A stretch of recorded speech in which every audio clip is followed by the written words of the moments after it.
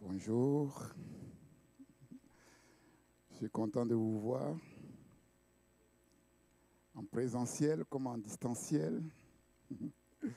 C'est vraiment avec beaucoup de joie que je vous salue, bien-aimés frères et sœurs, et vous, chers amis, qui nous suivez de près comme de loin depuis maintenant quelque temps.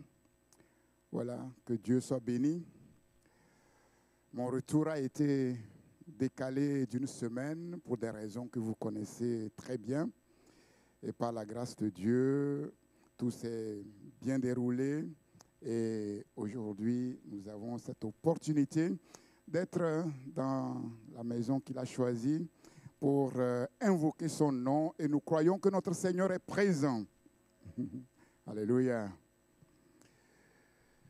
Je suis infiniment reconnaissant à Dieu qui a été avec nous pleinement. Il était pleinement avec moi au Togo.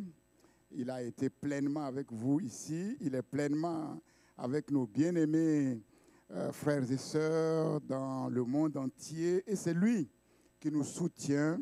Et il a permis que cette retraite spirituelle se passe bien par sa grâce. Malgré les circonstances difficiles, incertaines que le monde traverse, Dieu, comme nous le savons, reste parfaitement au contrôle de tout. Nous lui faisons pleinement confiance.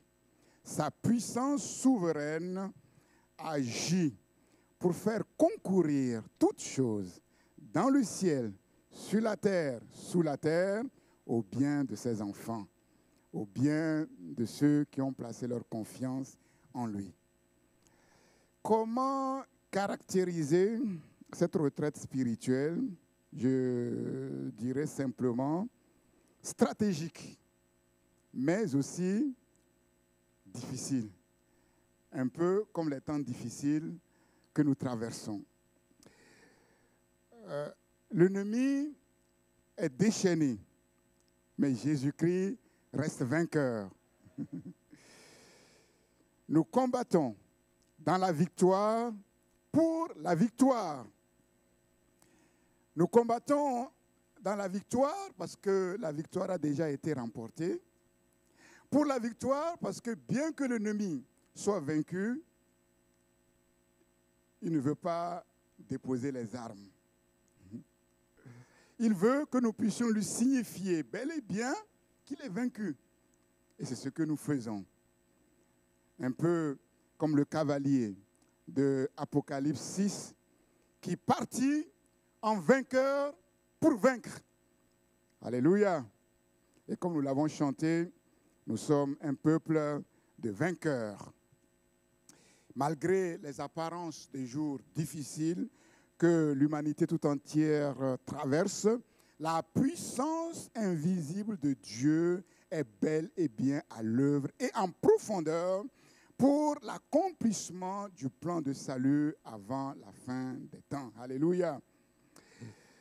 Le doigt de Dieu fait tomber les forteresses.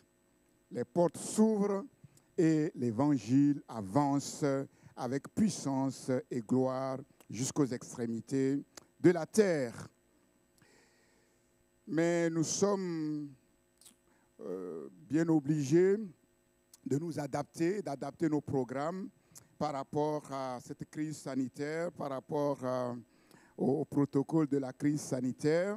Voilà pourquoi nous avons été amenés à différer l'intervention des groupes musicaux initialement prévus et nous les avons décalés pour un temps ultérieur. Pour ce qui concerne les enseignements que je vais donner, je vais commencer d'abord par deux messages introductifs que le Seigneur m'a communiqués pendant ce temps de retraite spirituelle. Vous savez que lors de mon dernier retour de la retraite spirituelle, nous avons commencé un enseignement très important sur un thème très important, la vie de victoire. Mais cependant, je ne vais pas tout de suite enclencher avec ce thème de la vie de victoire. Il faut que je vous donne aussi un peu de ce que j'ai reçu, cette retraite spirituelle qui va servir de transition. Toutes les retraites spirituelles ne se ressemblent pas. Tous les jeûnes et prières ne se ressemblent pas. C'est merveilleux. C'est là où nous voyons que notre Dieu est vivant. Vous savez, souvent, quand j'arrive dans une retraite spirituelle, je dépose ma valise, je fais mes affaires, et puis je reste dans la présence de Dieu. Je dis, Seigneur, mais maintenant je suis là. Comment tu veux que je prie? Qu'est-ce que tu veux que je demande? J'attends que Dieu me dise. Si Dieu ne dit rien, je ne fais rien. Et c'est ça l'avantage des retraites spirituelles, parce qu'on a le temps. On a le temps. On a tellement le temps que parfois, mes compagnons de service, ce sont les lézards, les margouillards, que je regarde derrière la vitre. Et j'ai appris à les observer. Vous savez, les créatures de Dieu, c'est incroyable. Parfois, je les observe et je commence à prier en langue. Je vous assure, quand je commence à prier en langue, à chanter en langue, mais je les vois bondir. Je vois parfois, ils viennent, vous savez, ici, on n'a pas ce genre de vitres. En Afrique, on a en fait des vitres de l'intérieur. On voit ce qui se passe à l'extérieur, mais de l'extérieur, on ne voit pas. On a l'impression qu'il n'y a rien. En fait, eux, ils ont l'impression qu'en fait, il n'y a pas de vitre. Mais ils bondissent, ils veulent rentrer. Je me dis, Seigneur, la prière en langue, c'est quelque chose. Oui, vous savez, quand Dieu parle, les montagnes ont des oreilles. Quand Dieu parle, la mer a des oreilles. Alléluia. Et quand nous parlons de la part de Dieu en langue, même les margouillards ont des oreilles pour entendre ce que Dieu dit. C'est extraordinaire. Donc, je vais donner 2 messages introductifs. Et ensuite, je vais reprendre ce thème important, la vie de victoire en Christ. Et avant cela, je donnerai un message récapitulatif, parce que ça fait quand même longtemps. Même si nous avions eu l'opportunité de les réécouter, vous vous êtes aperçus que ce sont des messages profonds et très riches. Et à chaque fois qu'on les écoute, il y a quelque chose qu'on n'avait pas bien comprise et qui revient à notre esprit par l'Esprit du Seigneur. Voilà. Peut-être que nous allons bousculer un tout petit peu notre programme. Il est possible que je puisse prendre un peu plus de temps, peut-être une demi-heure, parce qu'après, il faut qu'on prenne le temps quand même pour prier. Et nous allons peut-être déborder de 20, 25, 30 minutes. Et comme le Seigneur va nous conduire. Sinon, comment vous vous portez? Ça va? Par la grâce de Dieu, Dieu soit béni. Seigneur notre Dieu, te bénissons. Nous bénissons ton saint et grand nom. C'est peu que de dire que ton nom est infiniment élevé au-dessus de tout, au-dessus de tous. Seigneur, tu es Dieu et tu le restes. Seigneur, ta grâce souveraine nous porte chaque jour, chaque situation, chaque circonstance, quels que soient les temps et les circonstances, nous avons cette assurance que ta main fidèle est avec nous, est sur nous et opère en profondeur pour accomplir ton plan, tes desseins qui sont complètement déconnectés des temps et des circonstances. Merci de ce que tu as été avec moi, oui, dans ce lieu de retraite spirituelle, Seigneur. Tu as été avec ton peuple ici, tu nous as gardés et maintenant tu nous rassembles, même si, oui, tout ton peuple n'est pas réuni dans ce local, Seigneur, et que plusieurs sont en distanciel. Néanmoins, nous sommes unis par le même esprit qui ne connaît pas de distance. Et tu fais manifester, éclater ta gloire parce que tu nous aimes et parce que tu as quelque chose à nous communiquer de précieux en cette journée que tu as faite pour ta gloire, pour le bien de ceux qui se confient en toi. Seigneur, nous croyons que tu as quelque chose pour nous au travers de ta parole que tu m'as communiquée pour communiquer à ton peuple, Seigneur, que cette parole soit dans mon cœur, dans ma bouche, esprit et vie, et dans les oreilles de tous ceux qui sont au bénéfice de ces enseignements, dans leur cœur comme dans leur bouche, esprit et vie, la puissance de résurrection, la puissance de vie qui manifeste, Seigneur, ta gloire pour édifier, pour guérir, pour délivrer, pour restaurer, pour manifester ta gloire. Seigneur, quel privilège de te connaître. Quel privilège d'être compté parmi les élus. Seigneur, nous ne savons pas pourquoi un jour tes regards se sont posés sur nos vies. Nous ne sommes pas meilleurs que les autres. Ces milliards de personnes qui ne savent pas distinguer leur droite de leur gauche. Mais tu nous as aimés, Seigneur, et tu nous as retirés de ce monde, oui, pour nous positionner dans le royaume de ta gloire, pour faire de nous tes instruments, tes représentants, les princes régnant sur cette terre, pour, oui, manifester la gloire de ton gouvernement pour le bien des peuples, des nations. Seigneur, merci pour ce grand privilège que ton esprit maintenant soit à l'œuvre en ce lieu et partout où, oui, tes enfants, où nos amis, nos bien-aimés sont disposés dans leur maison pour être au bénéfice de ces enseignements, que l'Esprit de Dieu soit à l'œuvre en profondeur dans leur cœur, Seigneur, comme il est ici. Oui, pour manifester, Seigneur, ta gloire. Les choses pour lesquelles tu envoies ta parole s'accompliront par ta puissance, pour le bien de ton peuple et pour la gloire de ton nom. Père, que tous ceux qui trafiquent dans les ténèbres contre ce lieu, contre ton peuple, Seigneur, soient chassés. Père, ils viennent par un seul chemin et ils s'enfuient par 7 chemins. Seigneur, il n'y a pas d'autre possibilité. Ils sont vaincus et nous proclamons la défaite de Mammon, la défaite de l'adversaire, le grand dragon, le serpent ancien, son organisation, ses agents. Alléluia. Nous proclamons que vous êtes vaincus à cause du sang précieux de Jésus-Christ. Les dominations, les autorités, les principautés, les esprits méchants dans les lieux célestes, vous êtes vaincus à cause du sang précieux de Jésus-Christ. Nous proclamons que toutes vos œuvres, tout ce que vous entreprenez dans les ténèbres, sont détruites par la puissance du Saint-Esprit. Le doigt de Dieu opère maintenant contre vous. L'Esprit de l'Éternel couvre la terre comme l'océan couvre le fond de la mer et rien ne lui échappe. Le doigt de Dieu manifeste la gloire de l'Éternel en faveur des élus. Que la guérison soit maintenant répandue, que la délivrance soit le partage, que la bénédiction, oui, soit partagée maintenant et que chacun reçoive sa portion. Ô Dieu de gloire, tu es bon et tu es fidèle.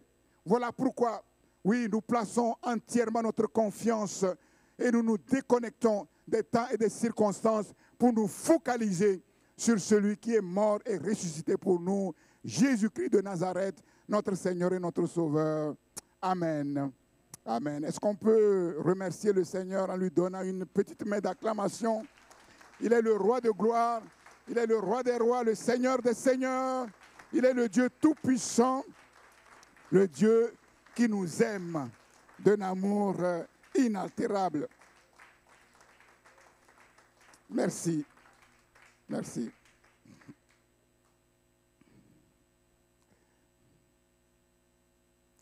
Je bénis le Seigneur de ce que tout s'est bien déroulé pendant mon temps d'absence. Comme vous le savez, nous pouvons être absents, mais le Seigneur est toujours présent.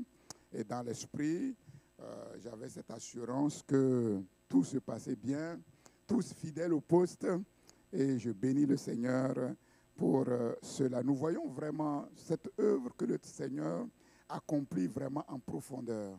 Tu vois cette paix, cette tranquillité, cette joie. Malgré les temps difficiles, nous sommes vraiment unis par son esprit pour l'œuvre qu'il accomplit pour le salut des nations. Nous allons lire ce matin un texte dans Jean chapitre 6. En fait, le thème que je vais aborder, si je vous donne le titre de ce thème, et en fait le passage que nous allons lire, il semble qu'il n'y a pas vraiment de rapport, mais vous allez voir qu'il y a un rapport. Et c'est là où nous avons besoin vraiment de la révélation de Dieu. Nous avons besoin de la révélation du Saint-Esprit. Nous allons lire Jean chapitre 6, le verset 1er. Jean chapitre 6 et le verset 1er. Normalement, le premier culte doit terminer à, si je ne me trompe pas, c'est à 11h30, c'est ça? C'est à 11h30. Ok, comme ça j'ai un repère. Voilà.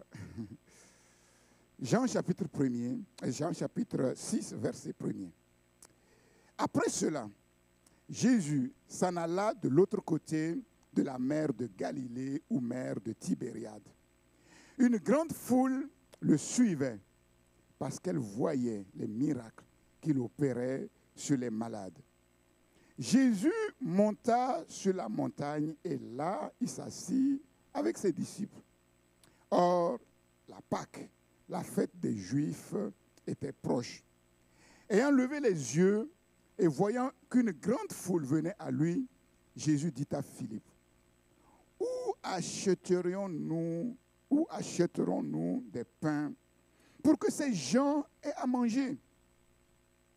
Il disait cela pour les prouver, car il savait ce qu'il allait faire. Philippe lui répondit, les pains qu'on aurait pour 200 deniers ne suffiraient pas pour que chacun en reçoive un peu. Un de ses disciples, André, frère de Simon-Pierre, lui dit, il y a ici un jeune garçon qui a 5 pains d'orge et 2 poissons. Mais qu'est-ce que cela pour tant de gens? Jésus dit, faites-les asseoir. Il y avait dans ce lieu beaucoup d'herbes. Ils s'assirent donc au nombre d'environ 5000 hommes, sans compter les enfants, sans compter les femmes. Jésus prit les pains, rendit grâce et les distribua à ceux qui étaient assis. Il leur donna de même des poissons autant qu'ils en voulurent. Lorsqu'ils furent rassasiés, il dit à ses disciples, ramassez les morceaux qui restent afin que rien ne se perde. Ils les ramassèrent donc et ils remplirent 12 paniers avec les morceaux qui restèrent des 5 pains d'orge après que tous eurent mangé. Ces gens, ayant vu le miracle que Jésus avait fait, disaient, celui-ci est vraiment le prophète qui doit venir dans le monde. Et Jésus, sachant qu'ils allaient venir l'enlever pour le faire roi, se retira de nouveau sur la montagne, lui seul. Quand le soir fut venu, ses disciples descendirent au bord de la mer. Étant montés dans une barque, ils traversaient la mer pour se rendre à Capernaum. Il faisait déjà nuit et Jésus ne les avait pas encore rejoints. Il soufflait un grand vent et la mer était agitée. Après avoir ramé environ 25 ou 30 stades, ils virent Jésus marchant sur la mer et s'approchant de la barque. Et ils eurent peur. Mais Jésus leur dit, c'est moi, je suis, n'ayez pas peur. Ils voulaient donc le prendre dans la barque et aussitôt la barque aborda au lieu où ils allaient.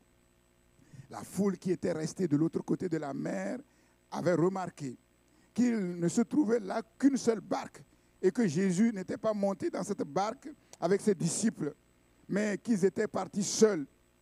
Le lendemain, comme d'autres barques étaient arrivées de Tibériade, près du lieu où ils avaient mangé le pain après que le Seigneur eut rendu grâce, les gens de la foule, ayant vu que ni Jésus ni ses disciples n'étaient là, montèrent eux-mêmes dans ces barques et allèrent à Capernaum à la recherche de Jésus. Pourquoi le cherchent-ils? Et l'ayant trouvé au-delà de la mer, ils lui dirent, « Rabbi, quand es-tu venu ici ?» Entre parenthèses, nous avons remarqué qu'il n'y avait qu'une seule barque et que cette barque, les disciples l'ont prise, mais toi, comment tu es arrivé là? Jésus leur répondit, en vérité, je vous le dis, vous me cherchez, non parce que vous avez vu des miracles, des signes, mais parce que vous avez mangé des pains et que vous avez été rassasiés. Travaillez, non pour la nourriture qui périt, mais pour celle qui subsiste pour la vie éternelle et que le Fils de l'homme vous donnera, car c'est lui que le Père, que Dieu lui-même a marqué de son sceau. Ils lui dirent, que devons-nous faire pour faire les œuvres de Dieu? Jésus leur répondit, l'œuvre de Dieu, c'est que vous croyez en celui qui l'a envoyé. Quel miracle fais-tu donc? Lui dirent-ils, afin que nous le voyions. Pourtant, il a fait un miracle. Pour que nous le voyions et que nous croyions en toi. Que fais-tu? Nos pères ont mangé la manne dans le désert selon ce qui est écrit. Il leur donna le pain du ciel à manger. Jésus leur dit, en vérité, je vous le dis, Moïse ne vous a pas donné le pain du ciel, mais mon Père vous donne le vrai pain du ciel. Car le pain de Dieu, c'est celui qui descend du ciel et qui donne la vie au monde. Ils lui dirent, Seigneur, donne-nous toujours ce pain. Verset 35, Jésus leur dit, je suis le pain de vie. Celui qui vient à moi n'aura pas faim, n'aura jamais faim. Et celui qui croit en moi n'aura jamais soif. Nous disons Amen à la parole de Dieu. Quel titre vous auriez donné à ce message, à ma place? Je vous demande quelque chose de difficile. Hein? Mais comme je sais que vous êtes inspiré par un esprit supérieur, voilà pourquoi je peux vous demander des choses difficiles. Quelqu'un est-il inspiré par un esprit supérieur ce matin? Oui. Avec les masques, on ne reconnaît pas trop, mais je crois que c'est Marie-Thérèse. Non? Si, voilà.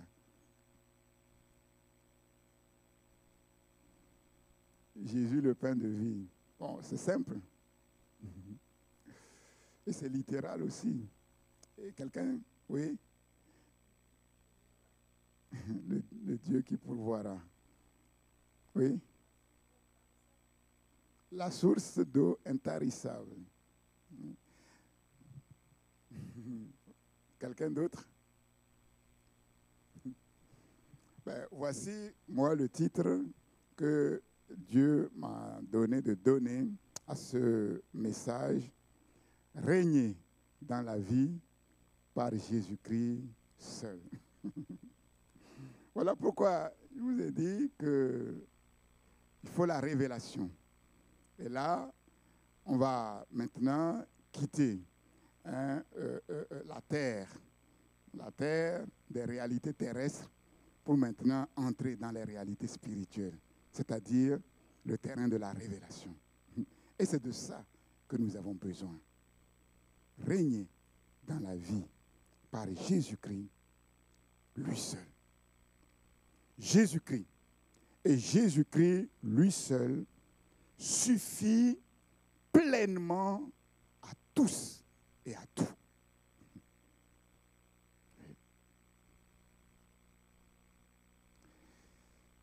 Il est la source de toutes nos ressources.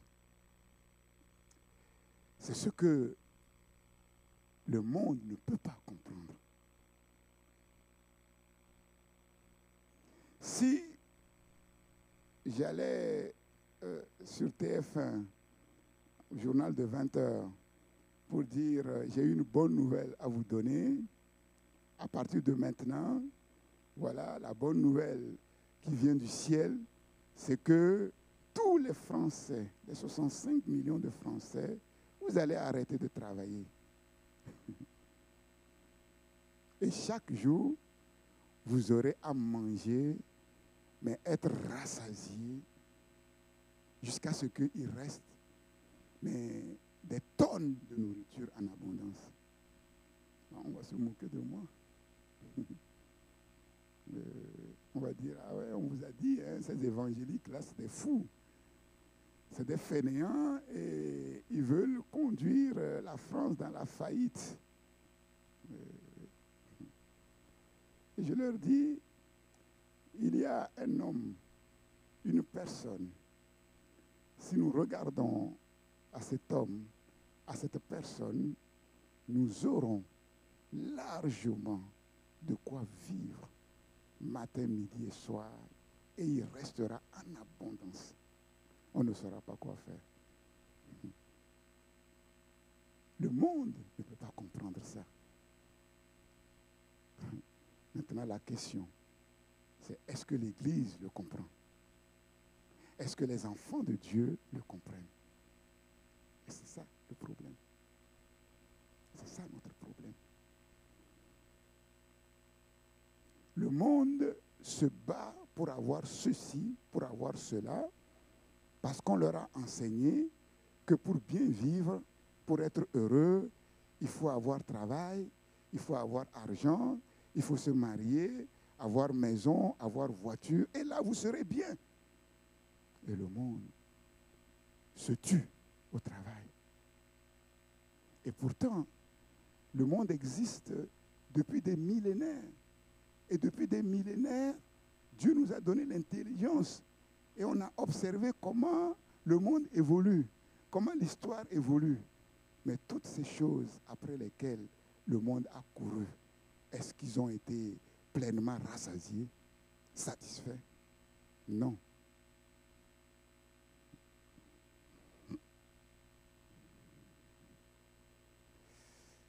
Vous savez, le défi du christianisme, ce n'est pas d'avoir ceci, ce n'est pas de faire ceci, ce n'est pas d'avoir cela.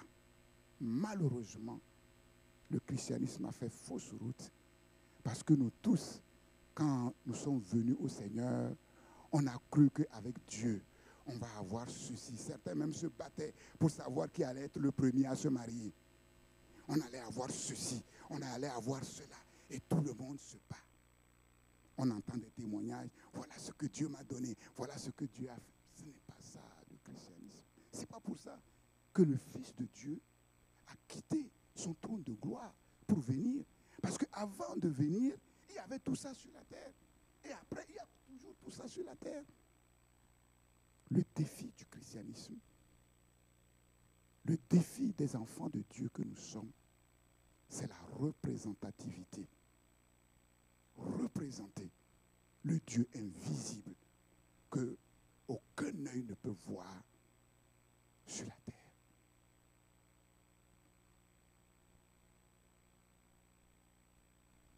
Représenter le gouvernement céleste sur la terre. Être, comme cela a été mentionné dans les sujets de prière, des intendants des richesses, des affaires du royaume céleste sur la terre, c'est-à-dire régner dans la vie.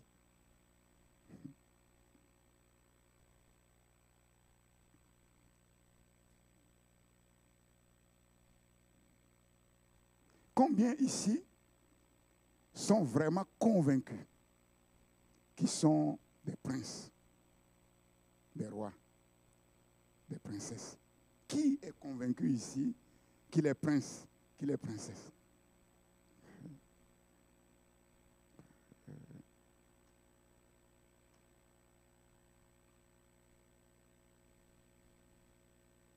Quelqu'un va dire, mais tu es prince, tu es princesse, mais montre-moi ton palais que tu habites.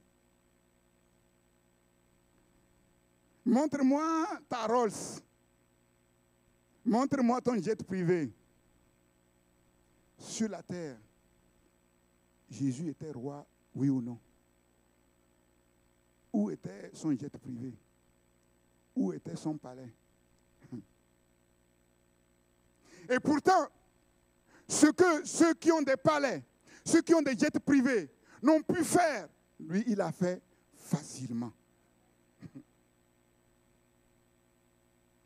Avait-il besoin vraiment d'un jet privé pour se déplacer? Non.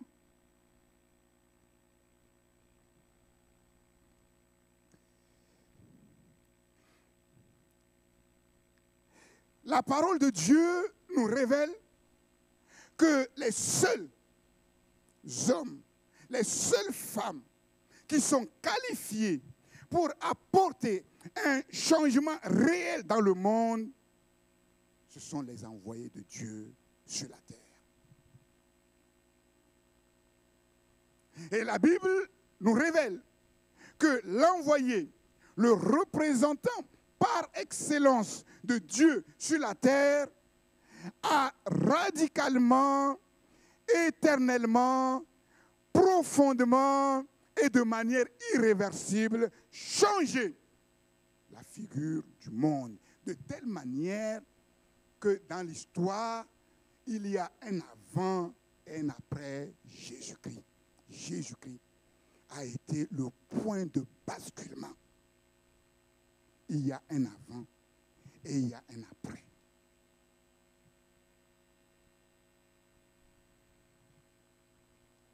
Et la clé, c'est la révélation personnelle de Jésus-Christ.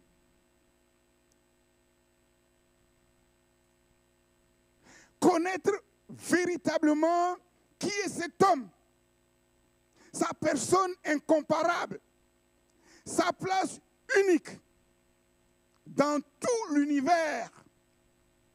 Et c'est peu que de dire que personne, depuis le premier homme sur la terre jusqu'au dernier, ne peut être comparable à cet homme. C'est cet homme qui nous a attirés à lui. N'eût été son initiative, personne ici ne pouvait par lui-même aller vers cet homme. C'est sa grâce qui nous a attirés à lui. Et sa grâce a ouvert nos yeux pour le voir d'une certaine manière, pour le connaître d'une certaine manière. Mais maintenant, il faut que cette grâce travaille en profondeur pour nous amener à le connaître tel que nous devons le connaître. Et ainsi, nous serons ce que cet homme est capable de faire en nous et au travers de nous.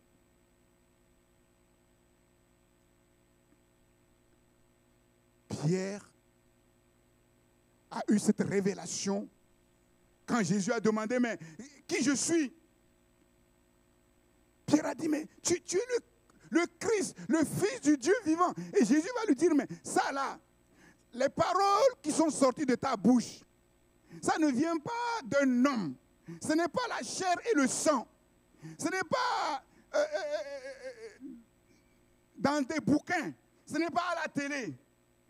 Ce n'est pas le fruit de tes expériences personnelles. Mais c'est mon Père qui est dans le ciel qui t'a révélé ces choses.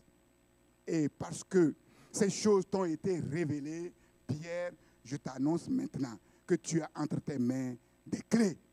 Les clés du royaume pour régner. Pour régner.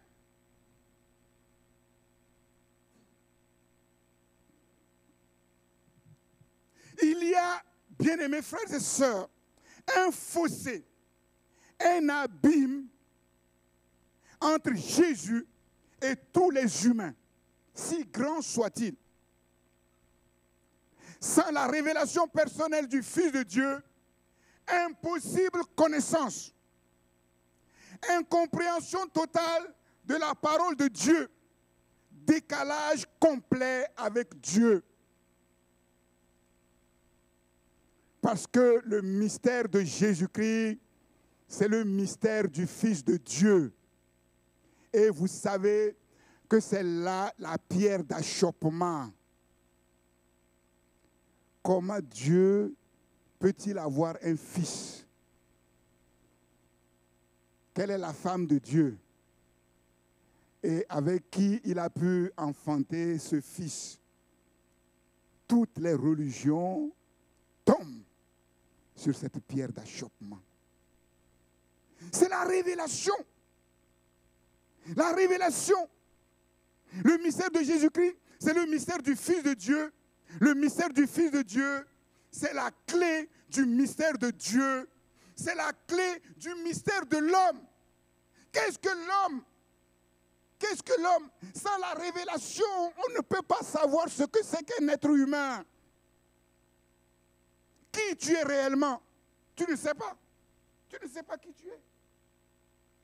Parfois nous chantons, oui, mon identité, on saute, mais c'est des paroles. C'est des paroles. Tu ne sais pas qui tu es. Tu ne sais pas ce que Dieu a mis en toi. Voilà pourquoi tu pleures pour rien. Tu pleures sur des miettes pour rien parce que tu ne sais pas qui tu es. Tu ne sais pas pourquoi tu es. Pourquoi tu es sur cette terre. Tu ne sais pas.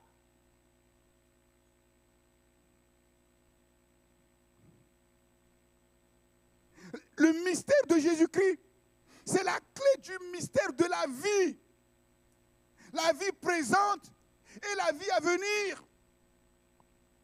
Mais comment vivre cette vie présente de manière digne? Comment? Sans Jésus-Christ, c'est impossible. Tu vas vivre comme tous les êtres humains. Tu vas te débrouiller, te battre pour des miettes et tu vas mourir. Et on va te mettre dans un trou comme les autres. Puis c'est fini. Et vous croyez que c'est pour ça que le grand Dieu créateur de l'univers, ce Dieu qui est infiniment puissant, infiniment riche, c'est pour ça qu'il a créé l'être humain? Mais non. Mais non.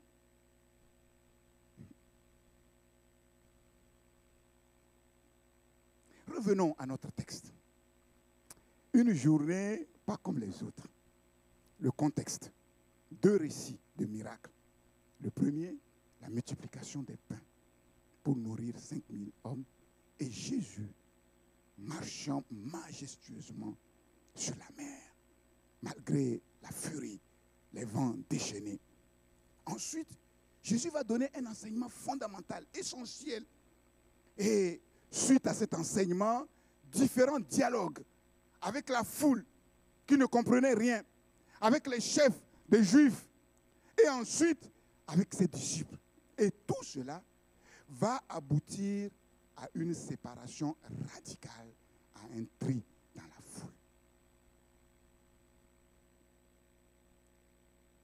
La multiplication des pains, quand vous regardez dans les évangiles, c'est le seul miracle qui a été relaté dans les 4 évangiles. Et dans les 4 évangiles, le récit de la multiplication des pains a été relaté 6 fois. 6 fois. Non seulement c'est le seul miracle qui a été relaté dans les 4 évangiles, mais il a été relaté 6 fois. 2 fois en Matthieu, 2 fois en Marc. Pourquoi? Il s'agit d'un miracle d'une importance capitale. Une preuve, c'est que la foule a été tellement marquée par ce miracle qu'ils se sont mis à le chercher partout. Et pourquoi le cherchait-il? On a trouvé enfin l'homme qu'il nous faut, le roi qu'il nous faut. La terre a été maudite. Nous travaillons beaucoup pour rien, mais voici qu'on a trouvé l'homme qui peut répondre à tous nos besoins sans que personne ne se fatigue.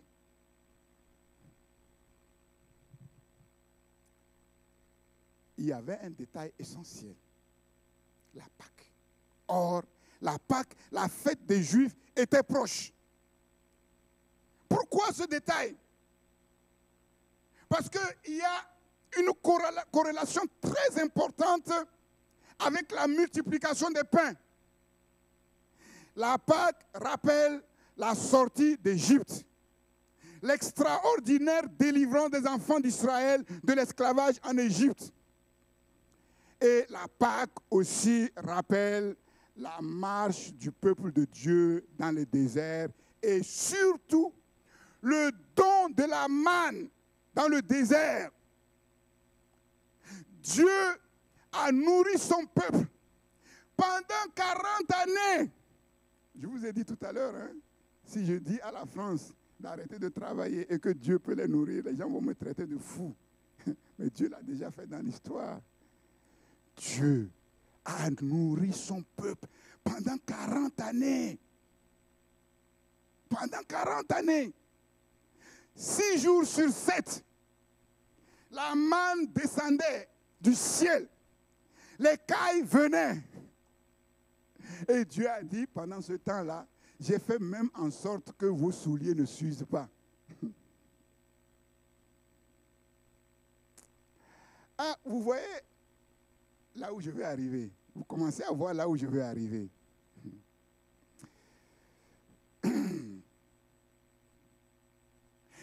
Dans le judaïsme, la manne est associée à la sagesse divine. Vous savez que Dieu a fait le monde, a créé le monde par sa sagesse. Et la manne dans le judaïsme est directement associée à la sagesse divine. Et nous savons que la sagesse de Dieu est associée à une personne. La sagesse divine, c'est une personne. Ce n'est pas quelque chose. Elle est personnifiée. Et en fait, cette sagesse-là, c'est elle qui communique les paroles qui créent la vie. Proverbe 8, versets 32 à 35. Vous pouvez le lire après chez vous tranquillement. La sagesse divine, en fait, c'est quoi? C'est la parole qui descend du ciel pour nourrir ceux qui ont spirituellement faim et pour leur donner une vie qu'on ne trouve nulle part ailleurs sur cette terre.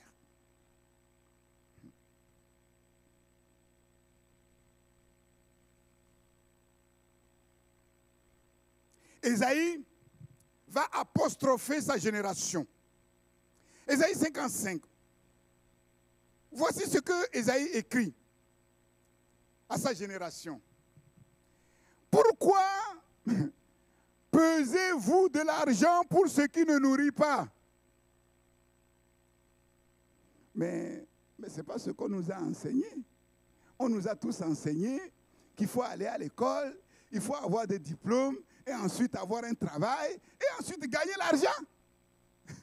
C'est ce qu'on nous a enseigné. C'est comme ça qu'on a été formaté. Et c'est ça le problème. C'est ça le problème. Ésaïe dit, mais pourquoi pesez-vous de l'argent pour ce qui ne nourrit pas? On peut ajouter, pour ce qui ne nourrit pas vraiment. Pourquoi travaillez-vous pour ce qui ne rassasie pas?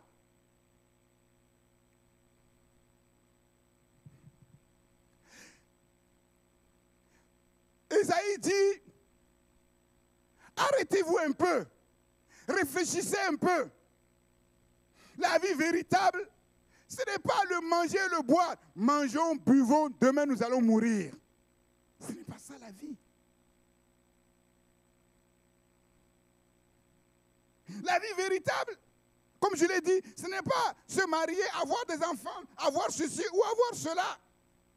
Les gens travaillaient, mangeaient, buvaient, se mariaient, mariaient leurs enfants sans se soucier de rien jusqu'à ce que le déluge vienne et les emporte tous. Ce n'est pas ça. Donc vous voyez le décalage. Vous voyez l'incompréhension. Mais le problème, c'est que nous, en tant qu'élus de Dieu, en tant qu'enfants de Dieu, sommes-nous au clair par rapport à ces choses-là? Je crains que non. Et c'est ce qui doit être corrigé. Et c'est ce que Dieu veut que nous puissions corriger. Parce que ce n'est pas à ça, premièrement, que le Seigneur nous a appelés. Ésaïe dit, il y a autre chose. Il y a une autre nourriture. Il y a une autre vie. Il y a une autre qualité de vie. Écoutez-moi donc, et vous mangerez ce qui est bon, ce qui est meilleur. Et votre âme se délectera des mets succulents. L'homme ne vivra pas de pain seulement. Comme la pluie et la neige descendent des cieux et n'y retournent pas sans avoir arrosé, fécondé la terre et fait germer les plantes, ainsi en est-il de ma parole qui sort de ma bouche. Elle ne retourne point à moi sans effet, sans avoir exécuté ma volonté et accompli mes desseins. Et quelle est cette volonté? Quels sont ces desseins pour lesquels Dieu envoie sa parole sur la terre? Ce n'est pas pour manger et boire sur la terre, non. C'est pour nous communiquer une autre qualité de vie.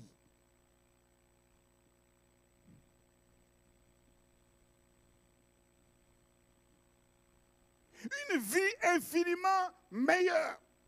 Une vie infiniment supérieure.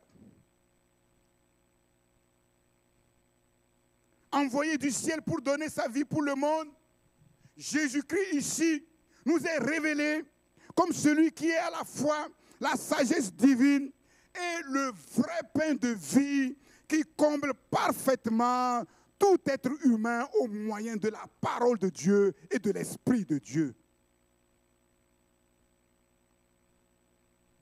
Et donc ici, l'image du pain nous enseigne sur ce qui est le plus nécessaire à l'existence humaine. Ayant levé les yeux et voyant qu'une grande foule venait à lui, Jésus dit à Philippe, « Philippe, où achetons-nous des pains pour que ces gens aient à manger? » Plus de 5000 personnes.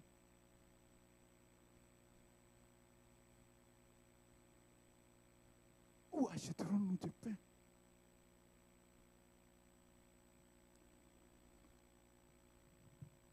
Il disait cela pour l'éprouver, car Jésus savait ce qu'il allait faire. Dis à ton voisin maintenant, Jésus sait parfaitement ce qu'il va faire de ta vie. Vous savez, parfois on a l'impression que le Seigneur n'est pas au courant. On a l'impression que le Seigneur nous voit. Même on prie, on jeûne, mais malgré tout, on a l'impression qu'il ne voit pas.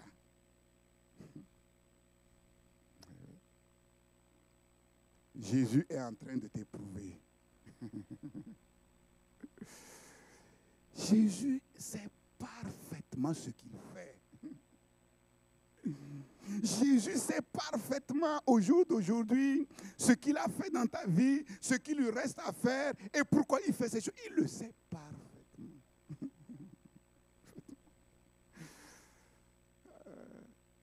Vous savez, nous nous tracassons pour rien. Nous nous lamentons pour rien. Jésus sait parfaitement toutes choses. Tout. Combien d'années dure ta maladie là? Pas ta maladie, la maladie là. Jésus le sait très bien. Ce problème-là dont tu as l'impression que là, franchement, Jésus sait très bien. Il sait.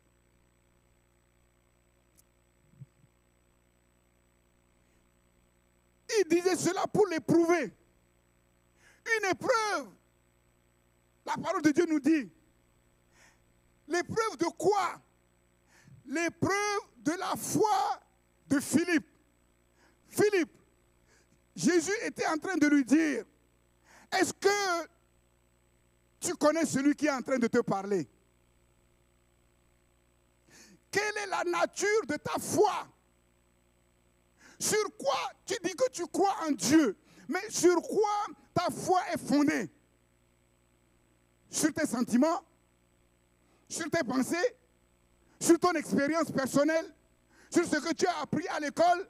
Ce qu'on dit à la télé? Sur qui est fondée ta foi? that is the question.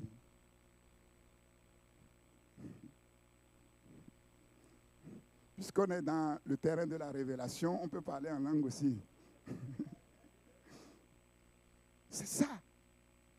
Mais Jésus est en train de dire, il y a trop d'enfants de Dieu. Il dit, je crois, je crois, je crois. Mais leur je crois là, mais ce n'est pas la foi en Dieu. Nous allons voir quelle est cette foi. Ce n'est pas la foi en Dieu. Ces histoires-là, moi c'est depuis petite que moi je crois en Dieu, mais ça, ce n'est pas la foi en Dieu. J'ai toujours cru en Dieu. Ce n'est pas ça la foi en Dieu.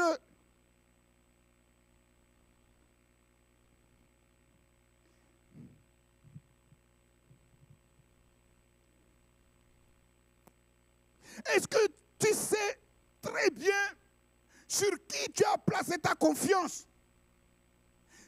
La personne sur laquelle tu as placé ta confiance, est-ce que tu sais ce que cette personne est vraiment capable de faire dans ta vie et au travers de ta vie? Est-ce que tu le sais?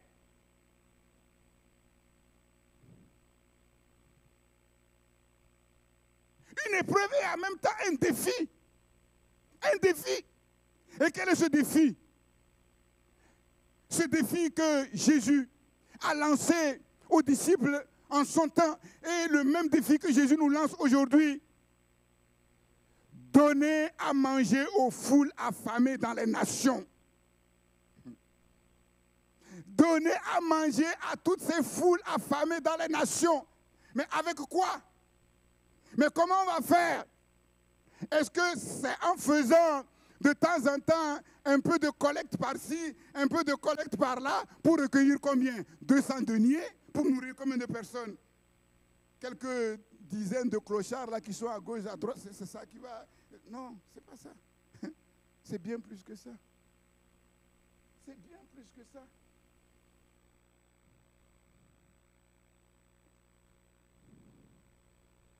Et nourrir, donner à manger suffisamment aux foules affamées dans les nations, c'est ça, manifester le gouvernement de Dieu sur la terre.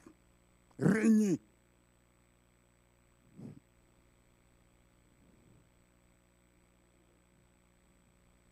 Et là, les disciples rapidement vont faire l'état des lieux, l'état de leurs finances.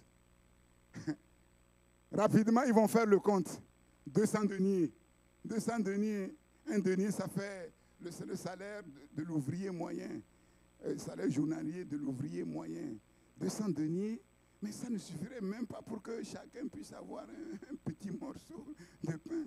Et puis un autre fait l'état des lieux, des provisions, mais on n'a que 5 pains et 2 poissons. Je ne sais même pas pourquoi il est venu avec 5 pains et 2 poissons. Bon, Dieu, dans sa toute connaissance, avait tout déjà planifié. État des finances, dérisoire. État des provisions, dérisoire. Mais comment on va faire? Comment on va faire? C'est ça. C'est le défi que le Seigneur nous lance ce matin. C'est le défi. Et quel enseignement fondamental le Seigneur nous donne ici? La leçon universelle, fondamentale que le Seigneur nous donne, c'est qu'il faut que les choses soient claires. Le monde ne peut se suffire à lui-même. Les êtres humains ne peuvent jamais par leurs propres moyens procurer à l'existence humaine sur la terre ce qui est nécessaire à la vie dans toute sa plénitude. Impossible.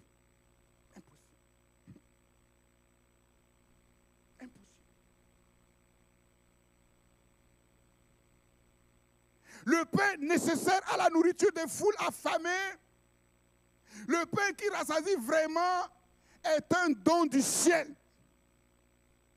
Seul le Créateur suffit. Lui seul, il suffit. Et puisque nous sommes étroitement associés à ce Créateur, nous sommes donc qualifiés pour être des instruments au travers duquel le Seigneur nourrit des foules affamées.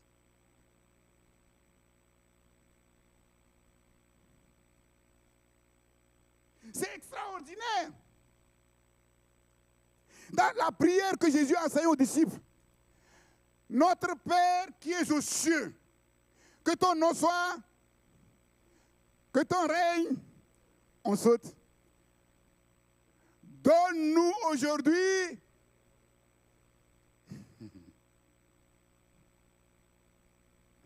ça veut dire quoi? Donne-nous aujourd'hui notre pain quotidien, ça veut dire quoi? Peut-être tu ne le sais pas. Peut-être que le monde ne le sait pas. Le pain que nous mangeons tous les jours est un don qui vient du ciel. C'est un don qui vient du ciel. Comme la pluie et la neige descendent du ciel pour féconder, arroser la terre et donner à manger aux êtres humains. Si Dieu n'envoie pas la pluie sur la terre, le monde, avec son argent, n'aura rien à manger. Sans compter les milliards d'oiseaux dans le ciel qui ne s'aiment pas, mais qu'ils trouvent à manger tous les jours. Les poissons, les milliards de poissons qui remplissent la mer, qui ne s'aiment pas, qui trouvent à manger chaque jour, ils se tournent vers Dieu, les psaumes nous disent, pour que Dieu leur donne la nourriture. Et fidèlement, chaque jour, avec richesse, avec abondance, Dieu les nourrit.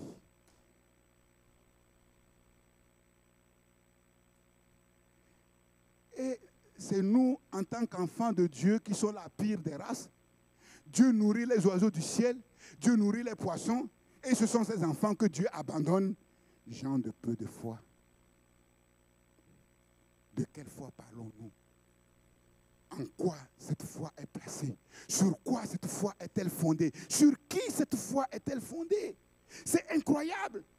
Comment le monde peut vivre complètement décalé? Pourtant, tout le monde sait très bien que ces personnes, c'est aucun chef d'État, c'est aucun milliardaire qui rentre dans la terre pour faire germer les plantes. Tout le monde le sait. Mais tout le monde fait comme si ce n'est pas notre propre force, c'est notre travail parce que nous nous levons tout le matin, nous rentrons tard le soir, nous avons à manger. C'est incroyable. C'est incroyable. C'est simplement incroyable. Et vous voyez comment le monde méprise son créateur. Il mange, il boit, il est content, il se chauffe. Mais aucun petit, un demi-mot de remerciement à celui qui a créé tout ça. Non. C'est nous. Nous. Derrière l'humble apparence humaine de l'envoyé du ciel, qui n'avait sur terre ni palais royal, ni jet privé, se cachent en vérité toutes les richesses terrestres, célestes, infinies, inépuisables du Créateur. Et ce qui est frappant, regardez, ce qui était impossible.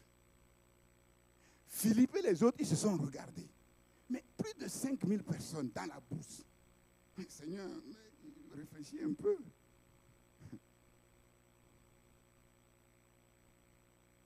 Ce qui est vraiment déconcertant, c'est la facilité avec laquelle le miracle se fait. Quelque chose qui paraît humainement impossible.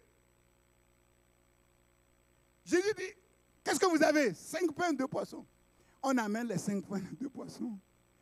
Jésus, il ne saute pas en l'air, non, il prend. Il ne prie même pas, hein. La prière que nous, on méprise là. Qui, chaque jour, dans sa prière, ne fait que remercier Dieu. Si on dit, ah Seigneur, merci pour cette belle journée, merci pour ta protection, on a l'impression qu'on n'a rien fait. Il faut maintenant qu'on rentre dans le combat. Au nom de Jésus, on vous chasse. Action de grâce. Jésus prend le pain et dit merci au Père Créateur. Lui seul qui suffit à tout sur la terre. Et puis, la nourriture devient abondante. J'ai dit, mais ce n'est pas possible. Et nous, il faut qu'on sorte le matin très tôt, qu'on bosse comme des fous là, pour finalement amener quoi à la maison, des miettes à la fin du mois. Quand on a fait les dépenses, on n'a même pas pu couvrir. Et on se satisfait de ça. Mais c'est terrible. la facilité déconcertante avec laquelle le miracle se fait.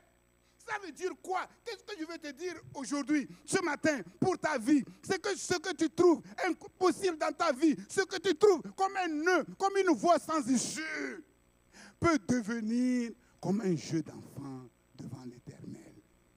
Il suffit simplement qu'un mot, un demi-mot descende du ciel et touche ton ventre là.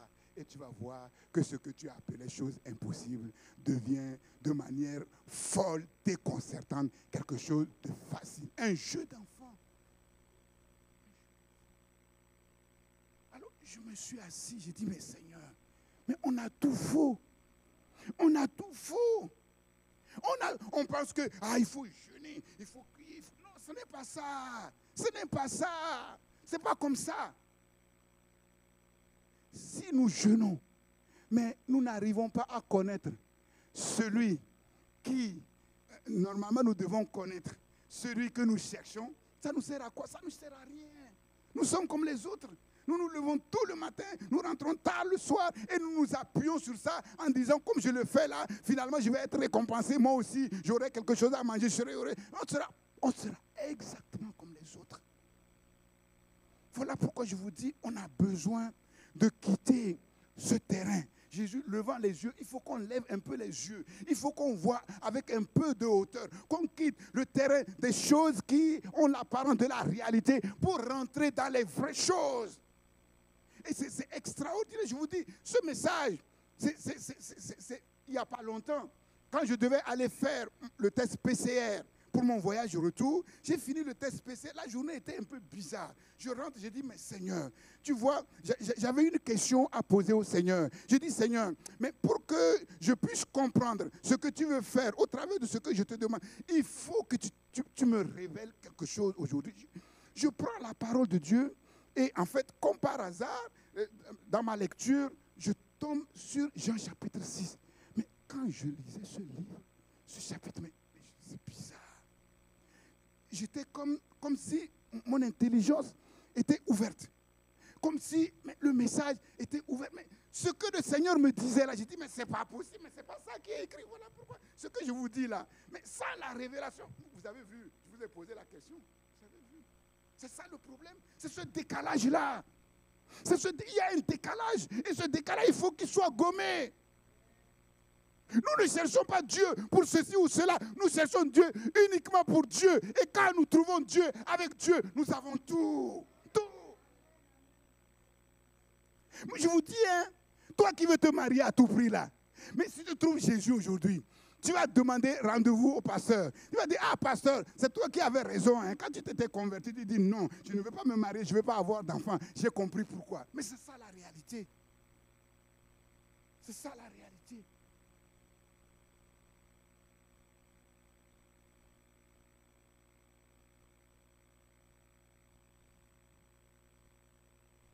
À partir de rien ou presque, sans aucun effort, un véritable banquet prend place dans une brousse, sur une pelouse déserte. La foule mange avec abondance et il reste encore avec abondance. On remplit 12 paniers. Et le chiffre 12, c'est le symbole de l'universalité et la plénitude. Dieu voulait enseigner quoi ici? Dieu voulait enseigner, Jésus voulait enseigner qu'il n'est pas seulement capable de donner à manger à plus de 5000 personnes, mais il est capable de donner à manger à tous les êtres humains sur la terre et il y aura encore du reste.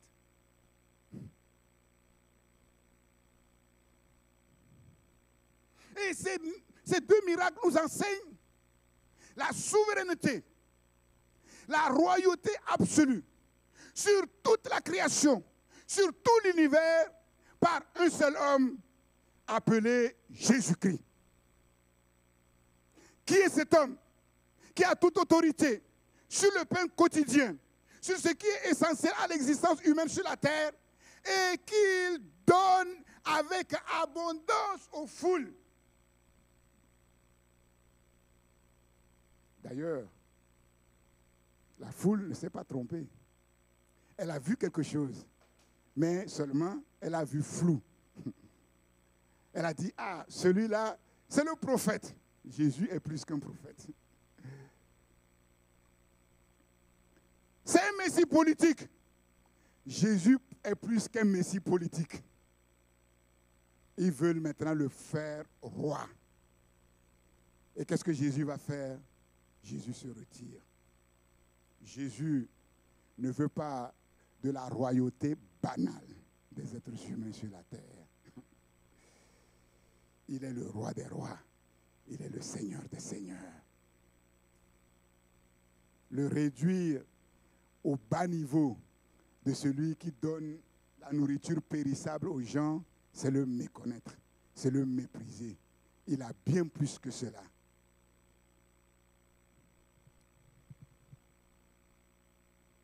Il a bien plus que cela.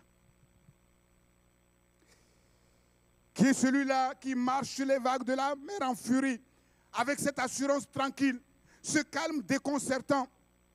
C'est celui qui a toute autorité sur le pain quotidien. Et celui qui a toute autorité sur le pain quotidien, c'est le même qui est le maître absolu de tout l'univers. C'est celui-là qui a le pouvoir absolu sur toutes les forces hostiles du monde. Et la mer en furie est le symbole de toutes les forces hostiles du monde qui se lèvent parfois contre le peuple de Dieu.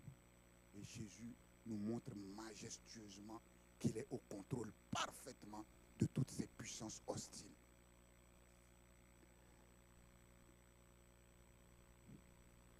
Les disciples, voyant Jésus marcher sur la mer à leur rencontre, eurent peur. Mais Jésus leur dit, c'est moi, n'ayez pas peur, c'est moi. Littéralement, je suis. En grec, c'est ego émi. Et c'est la même expression qui est utilisée par Dieu dans l'Ancien Testament pour révéler qui il est au peuple de l'Ancienne Alliance. Le miracle de la multiplication du pain nous enseigne que l'envoyé du ciel est venu sur la terre avec un pain spécial, une nourriture spéciale. Il y a le pain matériel nécessaire à la vie terrestre, mais il y a aussi le pain céleste nécessaire à la vie céleste, la vie de Dieu, la vie éternelle. Jésus va leur dire, vos pères ont mangé la manne chaque jour pendant 40 ans dans le désert, mais ils sont morts. Tu as beau avaler pendant toute ta vie des tonnes de caviar, des tonnes de frites, tu vas mourir. Et au jour de ta mort, toutes ces tonnes de nourriture que tu as avalées, ces tonnes de boissons que tu as bu, qui t'ont même rendu malade, ça te sert à quoi? Rien. Et c'est pour ces choses que le monde se fatigue, que le monde se bat.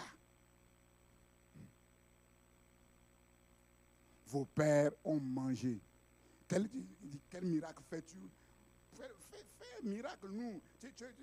Ils étaient en train de minimiser le miracle que Jésus a fait. Tu dis que toi, tu as quelque chose de mieux que nous. Mais Moïse, lui, il a fait descendre la manne du ciel. Ce n'est pas un jour pour nourrir 5000 personnes, non. C'était pendant 40 ans. Moïse a envoyé la manne du ciel pour nourrir plus de 1 500 000 personnes tous les jours. À toi, tu fais un petit miracle là pour nourrir 5000 personnes et tu dis que non. C'est ça. Méconnaissance totale. Et Jésus va commencer à corriger. Tout d'abord, ce n'est pas Moïse qui vous a donné le pain du ciel. Ce n'est pas Moïse. Bon, pour ne pas les choquer, il va dire, c'est mon père. Il aurait pu dire, c'est moi. Il va dire, attends, non, tu exagères là, toi. Bon, si c'est toi maintenant, fais quelque chose pour nous montrer que tu es plus que ça. Bon, non, on ne s'en sort pas, hein. Comme si Dieu était là pour faire des miracles là. Korombosi, korombosa, voilà, montre-nous les choses. Non, c'est pas comme ça, c'est le diable qui fait ça. Non, Jésus, c'est pas comme ça. C'est la force tranquille, l'assurance tranquille. Quand on sait qui on est, quand on sait ce qu'on est capable de faire, on ne parle pas beaucoup. Ce sont les tonneaux vides qui font beaucoup de bruit, entre parenthèses. En vérité, Vous me cherchez, non parce que vous avez vu des miracles, c'est-à-dire des signes, mais parce que vous avez mangé des pains et que vous êtes rassasiés. Vous me cherchez à cause de votre ventre. Et comme le disait le pasteur Garambiri, les êtres humains, ce qui les préoccupe, c'est le ventre et le bas-ventre. C'est triste. Décalage. Incompréhension totale. Parce que, en fait, quand Dieu fait un miracle, ce n'est pas... ce sont des signes. Dans l'évangile de Jean, les miracles dont il est question, ce sont des signes. C'est pour nous enseigner quelque chose de plus profond. C'est pour nous amener beaucoup plus loin. Beaucoup plus loin. Et c'est ce que Jésus va faire avec eux. Et vous allez voir que ça ne va pas marcher. Tellement ils étaient formatés. Formatés.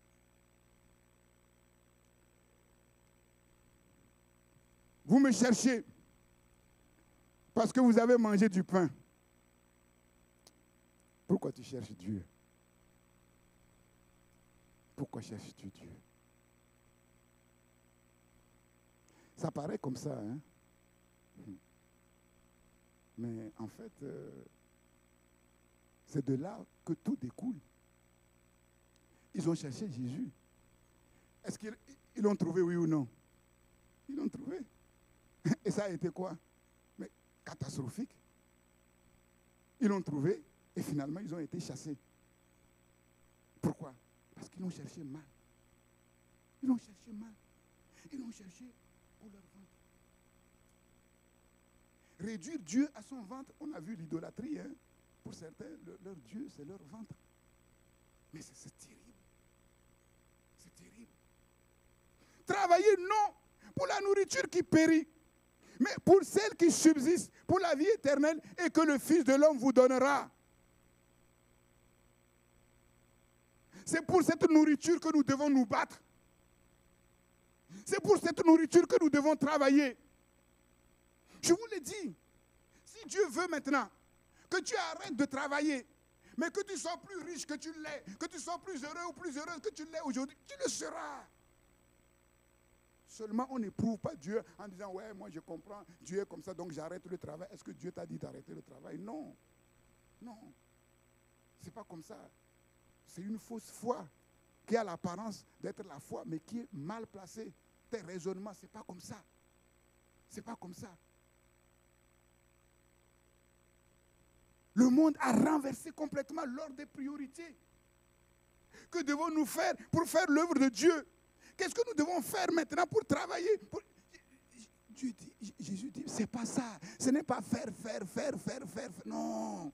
L'œuvre de Dieu, c'est simplement que vous croyez en celui qui l'a envoyé sur la terre. Et celui qui est l'envoyé spécial sur la terre nous suffit pleinement, parfaitement à tout.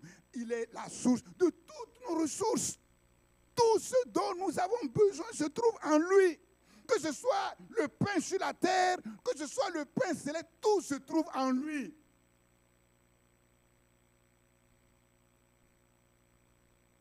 Si tu connaissais le don de Dieu, Jésus va dire à la Samaritaine, et celui qui te demande à boire, c'est toi-même qui lui aurais demandé à boire et il t'aura donné une autre boisson qui vient d'ailleurs.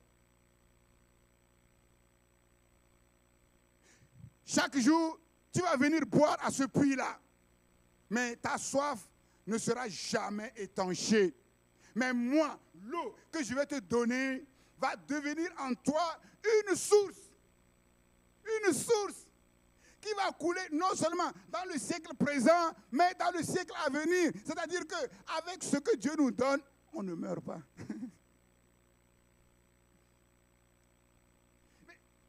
Et elle dit, donne-moi alors cette eau. C'est quoi cette eau? C'est quoi cette eau? Elle dit, donne-moi cette eau. Est-ce que Jésus lui a donné une eau? Mais je vous pose la question. Non. Mais Jésus ne lui a pas donné une eau. Mais est-ce qu'il a donné quand même l'eau qu'il disait? Oui. Oui, parce que cette femme jamais satisfaite.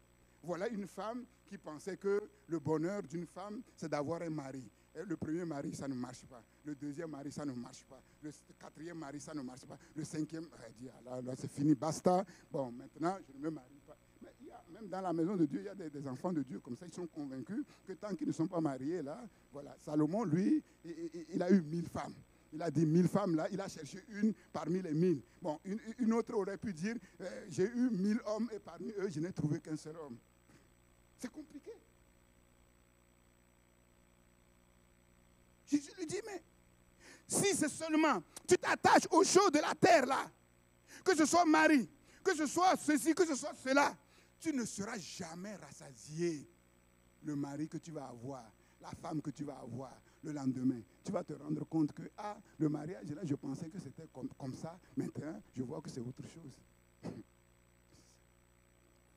Parce que la source de la vie ne se trouve pas dans les choses terrestres. La source de la vie ne se trouve pas dans les choses terrestres. L'eau que je te donne va devenir en toi une source qui va jaillir jusque dans l'éternité. Mais cette eau-là, c'est quoi? C'est la parole que Jésus communique à cette femme. C'est la révélation de qui il est au travers de la parole qui est esprit et vie qu'il communique à cette femme. Et si cette femme prend cette parole et dit oui et amen, en fait, cette parole devient en elle comme une source. Le miracle de la vie d'en haut se manifeste en elle. La joie qu'elle n'a jamais eue auprès des 5 maris, là, 6 maris, je ne sais pas combien, subitement, mais cette joie vient dans son cœur. La paix qu'elle n'a jamais eue. La preuve, c'est qu'elle a oublié même l'eau. Elle a laissé tous les seaux, les trucs. Elle a couru pour aller annoncer la bonne nouvelle. Elle est devenue une autre personne.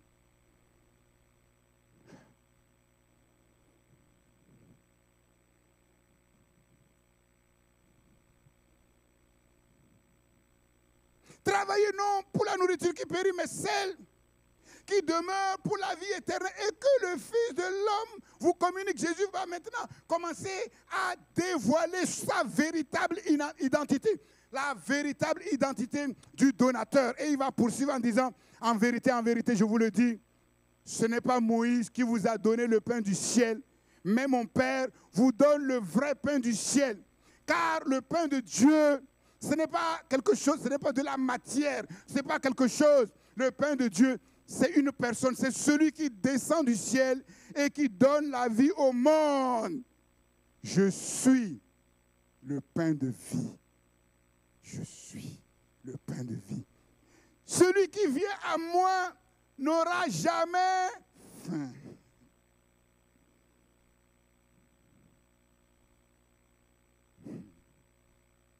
Et celui qui croit en moi n'aura jamais soif. Il va être rassasié. Sa soif va être étanchée. Voilà une personne qui subitement est bien. Elle est bien dans son corps. Elle est bien dans son âme. Elle est bien dans son esprit. Pour faire du bien à quelqu'un, il faut être bien avec soi-même. Combien de gens sont bien avec eux-mêmes? Combien? La preuve, c'est que on dit confinement, là, tout le monde pleure. Pourquoi? Ils ne sont pas bien. Ils ne sont pas bien eux-mêmes. Eux-mêmes, dans leur chambre, ils ne sont pas bien. Qu'il n'en soit pas ainsi pour les chrétiens. Sinon, il y a un problème. Sinon, il y a un problème. Les gens ne sont pas bien. Celui qui vient à moi n'aura pas faim. Celui qui croit en moi n'aura jamais soif. Parce que celui qui vient à moi, celui qui croit en moi, celui qui reçoit les paroles que je lui donne, ces paroles qui sont esprit et vie, quand il les reçoit, il dit oui, amen. Les choses d'en haut commencent à se former dans son cœur. L'amour qu'il cherche partout dans les hommes, dans les femmes, dans les enfants, les parents qui ne trouvent pas là. Cet amour vient remplir son cœur. La joie qui est passagère, la paix, toutes ces choses-là se mettent en place dans sa vie.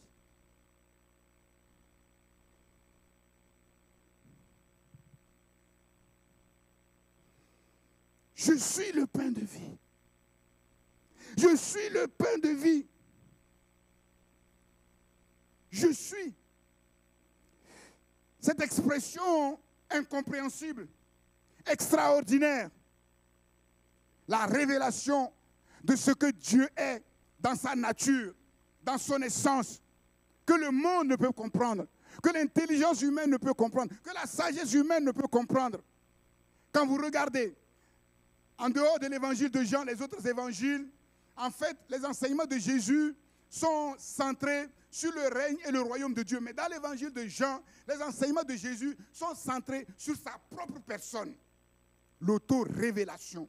Mais bien sûr, il n'y a pas d'autre moyen. Il n'y a que deux moyens pour connaître Jésus. Ou bien c'est le Père qui révèle. Bon, déjà, encore faut-il que les gens discernent la voix du Père et comprennent que c'est le Père qui leur parle.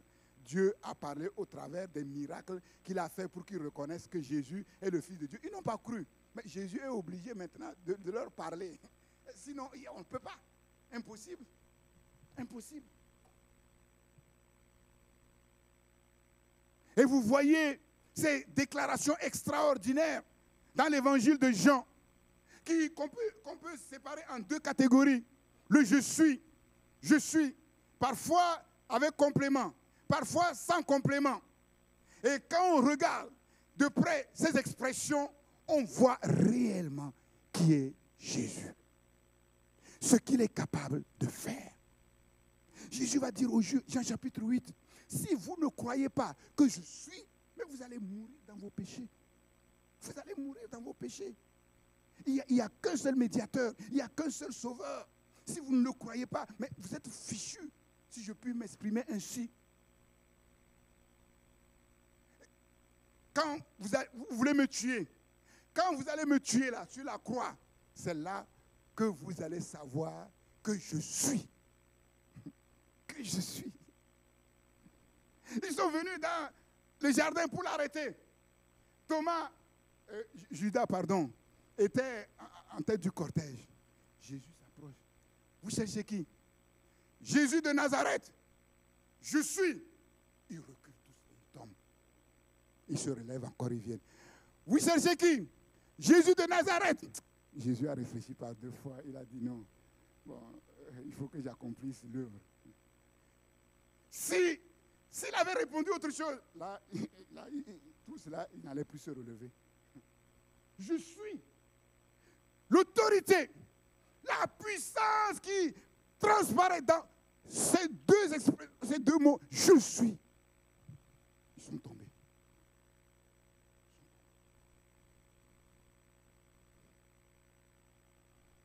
Vous comprenez pourquoi l'origine de ce mot en hébreu, on ne peut pas le prononcer. Parce que sinon, les êtres humains vont faire n'importe quoi avec. C'est réservé à Dieu et à ceux qui sont marqués de son sceau. Il faut rentrer dans l'univers de la révélation pour ne pas utiliser un kalachnikov comme un jouet pour faire tomber les gens. Veux-tu que nous faisions descendre le feu du ciel là pour les consumer là? Non, Jésus dit non, c'est pas comme ça. C'est pas comme ça. Voilà pourquoi on a besoin d'être formé d'abord, qu'on devienne des hommes adultes, responsables. Tu veux gagner de l'argent. Si Dieu te donne des milliards, est-ce que tu sauras les dépenser? Là aussi, c'est la question. Pour ne pas dire que beaucoup ont voulu se marier, Dieu leur a donné une femme qui maltraite. Dieu leur a donné un mari qui maltraite. C'est ça le problème des enfants qui maltraitent. C'est ça. Je suis. Moïse dit à Dieu, tu m'envoies, tu connais Pharaon, tu sais que là, on ne s'amuse pas. Tu m'envoies vers eux. S'ils me demandent, mais qui m'envoie? Je veux dire quoi? Dis-leur que celui qui t'envoie, il s'appelle Je suis. Je suis. Dans certaines versions, il est écrit, dis-leur, je suis qui je suis. Je suis qui je suis. Ça veut dire quoi? Mais si vous voulez avoir l'insomnie, si vous ne voulez pas dormir la nuit, quand vous vous couchez, posez-vous la question, mais Dieu lui-même, là, il vient d'où? Il est venu d'où? Posez-vous la question, vous allez voir, vous n'allez pas dormir. Il vient d'où? Je suis qui je suis. Ça veut dire quoi? Il n'y a que moi qui sais qui je suis. Je suis, d'autres versions disent, je suis celui qui est. Et là, c'est pour prendre le contre-pied de toutes les idoles, l'idolâtrie dont la Bible dit que ce sont du néant, des choses qui ne sont pas. Et j'aime bien l'autre version qui dit, il dit, je suis qui je serai. Est-ce que vous comprenez? Je suis qui je serai. C'est-à-dire que là, je suis quelque chose, et puis demain, je suis autre chose. Ça veut dire quoi? Ça veut dire quoi? Ça veut dire quoi?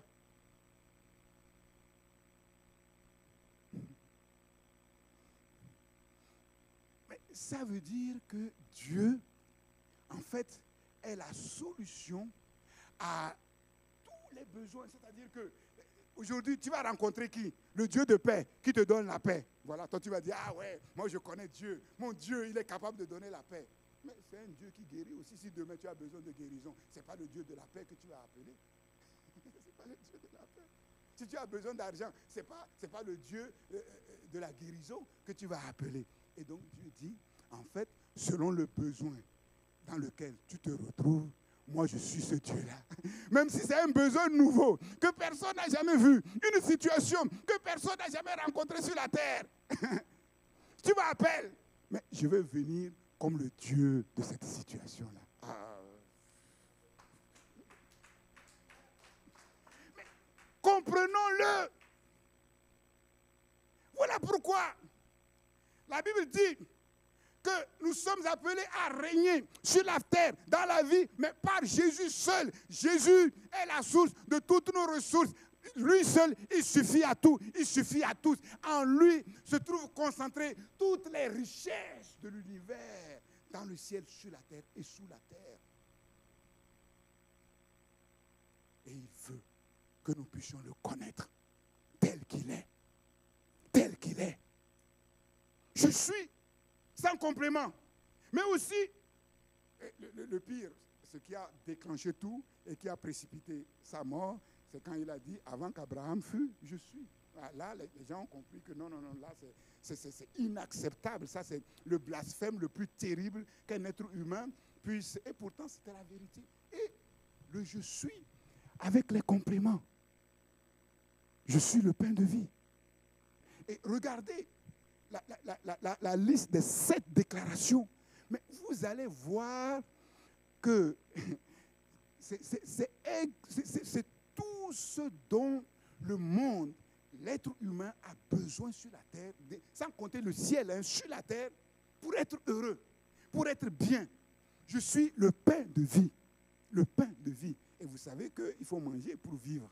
Je suis le pain de vie, la source de vie. Je suis la lumière du monde. Mais regardez le monde dans lequel nous vivons actuellement là.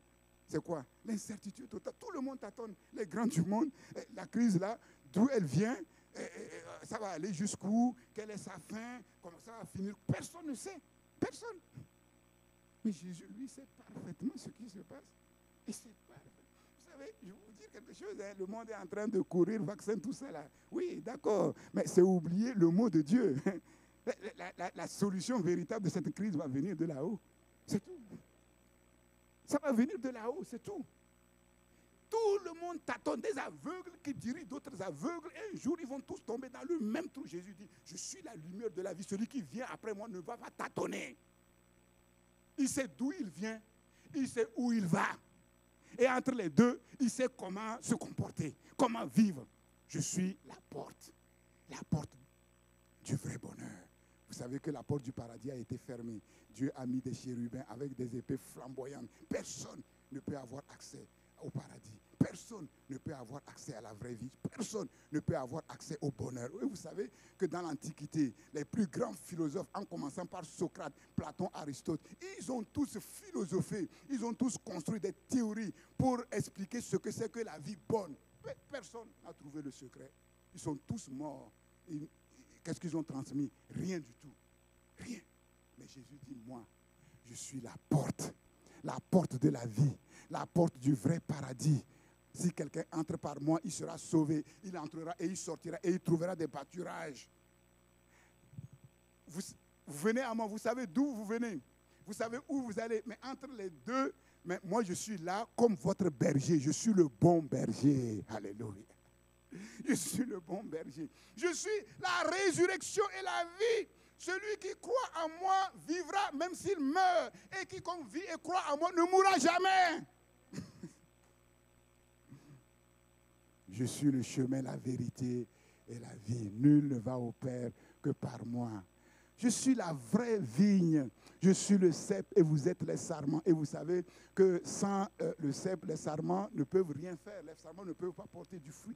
Et donc nous voyons, le voile est levé sur la mission, à la fois sur l'identité, l'œuvre de l'envoyé spécial sur la terre qui suffit à tout.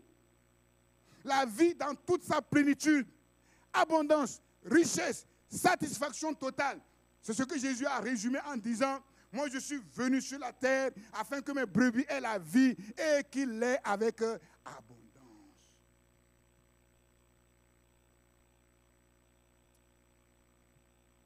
Que devons-nous faire pour faire l'œuvre de Dieu? L'œuvre de Dieu, c'est que vous croyez vraiment. Vous croyez en celui qu'il a envoyé. Quelle est cette foi qui nous permet de connaître en vérité cet envoyé spécial pour être qualifié, pour recevoir pouvoir et autorité? Nous allons le voir dans la deuxième prédication. Pourquoi c'est un défi pour nous, pour régner, alors qu'il est assis à la droite du Père et qui se prépare à revenir sur la terre. En attendant, il a ses élus sur la terre qui doivent représenter son gouvernement sur la terre. Quelle est la nature de cette foi? Et je crains là aussi qu'on ne soit pas tout à fait au clair sur la nature de cette foi. Même si il y a des choses que nous connaissons.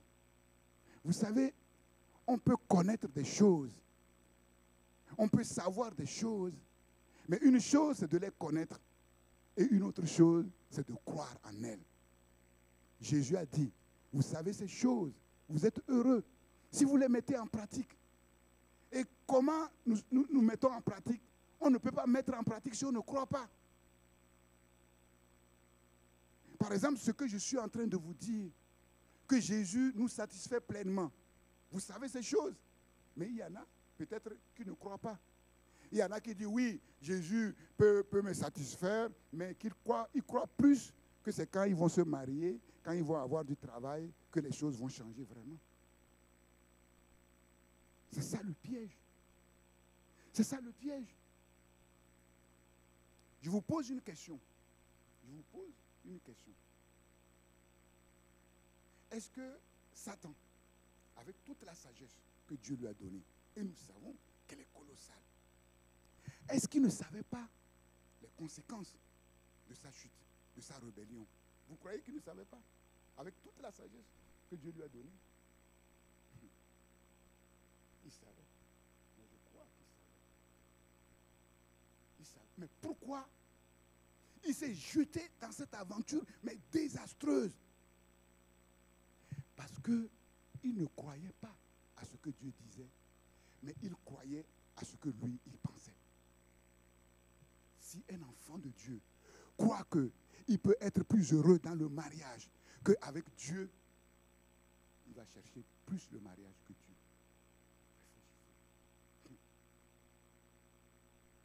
Adam et Ève, est-ce qu'ils ne savaient pas, avec toute la sagesse que Dieu leur a donnée, est-ce qu'ils ne savaient pas les conséquences tragiques de leur chute? Mais ils le savaient, puisque Dieu a dit, certainement vous mourrez. Mais ils ne croyaient pas. Ils croyaient plutôt à ce que Satan leur a dit, qu'ils seraient comme des dieux, plutôt que... Le tout, ce n'est pas de savoir. Le tout, ce n'est pas de connaître. Si nous savons beaucoup de choses, mais nous ne croyons pas, ces choses ne nous serviront à rien. Nous allons aller dans le sens de ce que nous croyons. La foi vient de ce qu'on entend. Et ce qu'on entend de la parole du Christ. C'est ce que le Christ dit. Ce verset, nous le connaissons tous. Nous le récitons tous, mais nous ne sommes pas parfaitement au clair vis-à-vis de cela. La conviction que tu as dans ton cœur, elle vient de qui? Elle vient de toi. Elle vient de tes expériences, de tes pensées, ou elle vient véritablement de Jésus, si elles viennent véritablement de Jésus, elles vont s'accomplir. La promesse s'accomplira. Même si le monde se déchaîne, même si le diable se déchaîne contre toi, rien ne peut contre la parole de Dieu. Elle s'accomplira certainement. Certainement.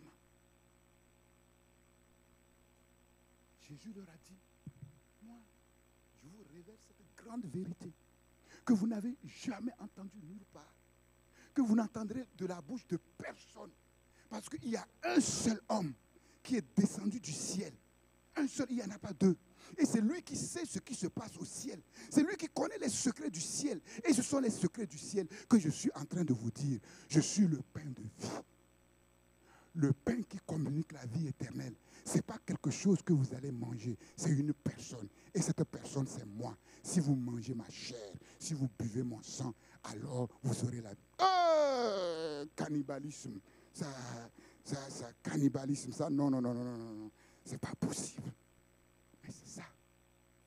Quand Dieu dit, si quelqu'un veut venir après moi, qui renonce à lui-même, qui se charge de sa croix et qui me suit. Beaucoup de chrétiens disent, mais c'est trop dur. Qui peut écouter ça? Mais c'est ça. Dieu dit quelque chose, on dit c'est trop dur. Dieu dit, voilà comment moi je vais te rendre heureux. Voilà comment je vais t'élever. Voilà comment je vais te bénir. Mais non, on a notre soude, on a notre idée. Non, Seigneur, si tu veux m'élever, mais voilà le chemin. Voilà, tu viens là, tu touches mon cerveau là, tu me zappes là. Ou bien, quand je serai devant mon patron là, tu lui fais tourner la tête. Et voilà, il dit, non, c'est celui-là qui va être mon premier ministre. Non, c'est pas comme ça. On a une idée. C'est ça le problème. Or, les pensées de Dieu ne sont pas nos pensées. Les voix de Dieu ne sont pas nos voix. Est-ce que c'est compliqué de croire? Jésus dit, moi, je vais vous donner ma chair à manger. Je vais vous donner mon sang à boire. Bon, quelqu'un a dit, bon, ok. Bon, moi, je dis, mais simplement, naïvement, on aurait pu dire, ok, mais comment tu vas nous donner ta chair à manger? Comment tu vas nous donner ton sang à boire? Et Jésus va expliquer, il dit, non, que c'est trop dur, non, on ne peut pas, ça, c'est pas possible. Ces choses-là, non, on n'a jamais entendu ces choses. Ah bon? Jésus dit, mais ah bon, vous trouvez? Maintenant, si vous voyez devant vous là, le Fils de l'homme monter devant vous, là où il était, qu'est-ce que vous allez dire? Y a-t-il quelque chose d'étonnant de la part de l'Éternel? Est-ce qu'il y a quelque chose d'étonnant de la part de l'Éternel? C'est lui qui appelle les choses qui ne sont pas comme si elles étaient. C'est lui qui donne la vie aux morts. C'est lui qui élève. C'est lui qui abaisse. C'est lui qui enrichit. C'est lui qui appauvrit. Mais il fait ce qu'il veut.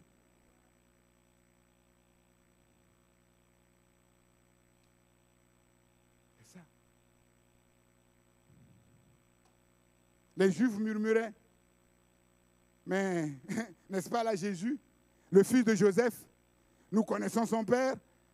Il disait qu'il connaît son père, mais il ne connaissait pas. Vous voyez comment l'être humain se trompe. Il dit, nous connaissons son père, Joseph. Mais est-ce que c'est Joseph qui était son père? Non. Non. On croit savoir, on croit connaître, mais nous connaissons son père, nous connaissons sa mère. Mais comment donc peut-il dire, je suis descendu du ciel? Et plusieurs, après l'avoir entendu dire, cette parole est dure, qui peut l'écouter? Qui peut l'écouter? Et Jésus va leur dire, oui, ceux qui sont capables de l'écouter, ce sont les élus de Dieu. Les élus de Dieu.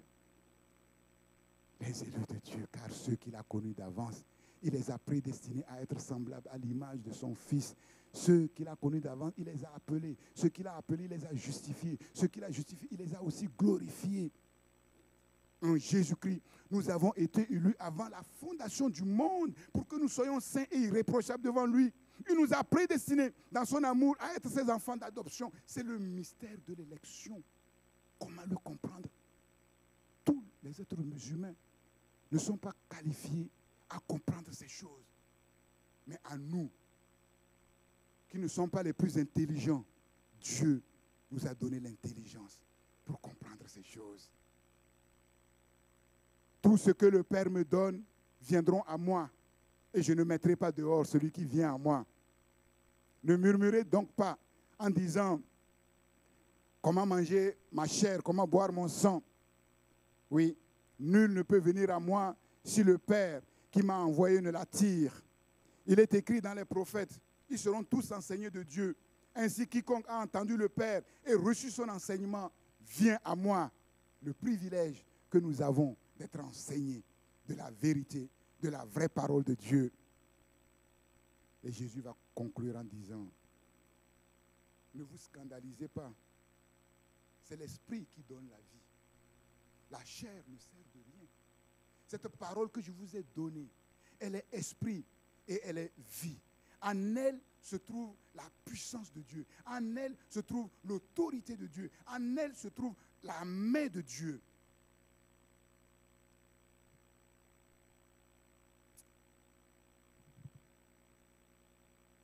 Et si nous croyons en cette parole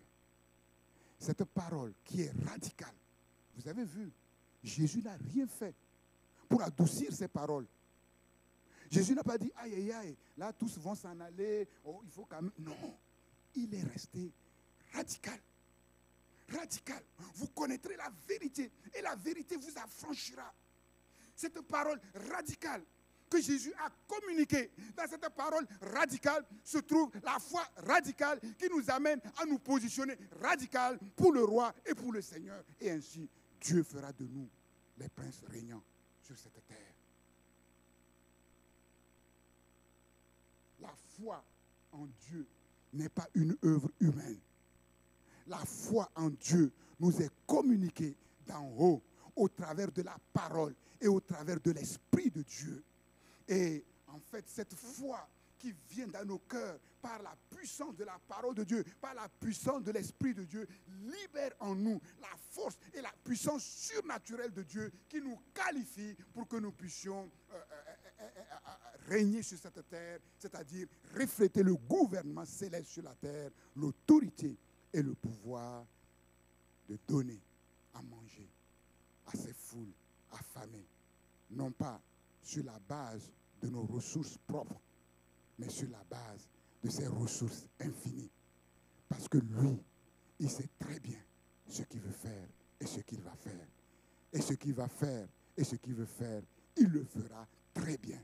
Et le monde verra qu'il y a un seul Seigneur, il y a un seul Sauveur, il y a un seul Roi.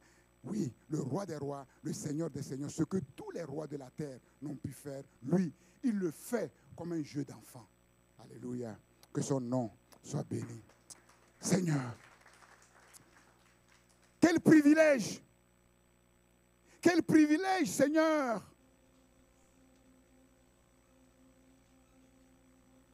d'être au bénéfice de la révélation suprême, d'entrer dans le secret du gouvernement de Dieu,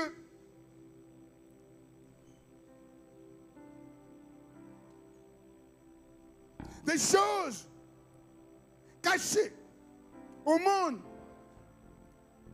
mais qui cachent en même temps les véritables ressources, richesses inépuisables.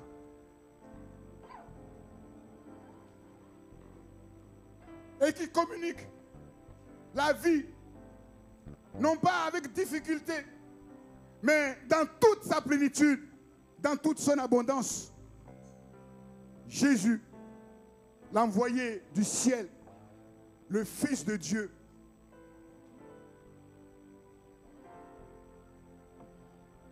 qui suffit à tous, qui suffit à tout. En lui et par lui, nous sommes rendus capables de régner sur la terre, dans la vie. Le pouvoir de communiquer le pain de vie. Le pouvoir même de communiquer le pain matériel comme lui-même il a fait. Seigneur, comme les apôtres, nous disons, à qui irions-nous? Il n'y a personne d'autre. Il n'y a personne d'autre. Jamais homme n'a parlé comme tu as parlé. C'est toi qui as la parole de la vie éternelle. C'est toi qui connais les secrets d'en haut, les secrets de la création. Nous avons cru. Tu nous as donné de croire. Et nous avons connu. Oui, que tu es le Christ, l'envoyé spécial du ciel, le Saint de Dieu, le Fils éternel du Dieu vivant. Oh Dieu,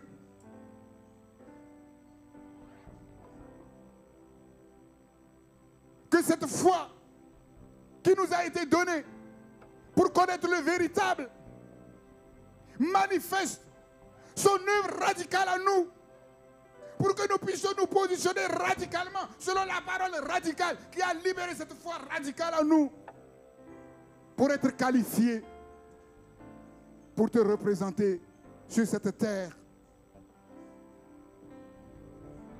pour régner dans la vie, pour parcourir les nations et donner à tous ceux qui ont spirituellement faim le pain de vie. Seigneur, merci pour la révélation de ta parole. Père, nous voyons au travers de ce message que non seulement tu te préoccupes de notre vie spirituelle, mais aussi tu te préoccupes de notre vie terrestre. La preuve, avant de leur parler d'une vie, de la vie qui vient d'en haut, tu leur as donné de quoi entretenir cette vie terrestre, Seigneur. Tu ne négliges rien. Simplement, tu veux que l'ordre des priorités soit respecté. Dieu de gloire, nous te prions en ce jour, donne-nous notre pain quotidien. Le pain dont nous avons besoin de cette terre est le pain du ciel, Seigneur, afin que notre témoignage soit complet, percutant. Le Dieu du ciel est aussi le Dieu de la terre.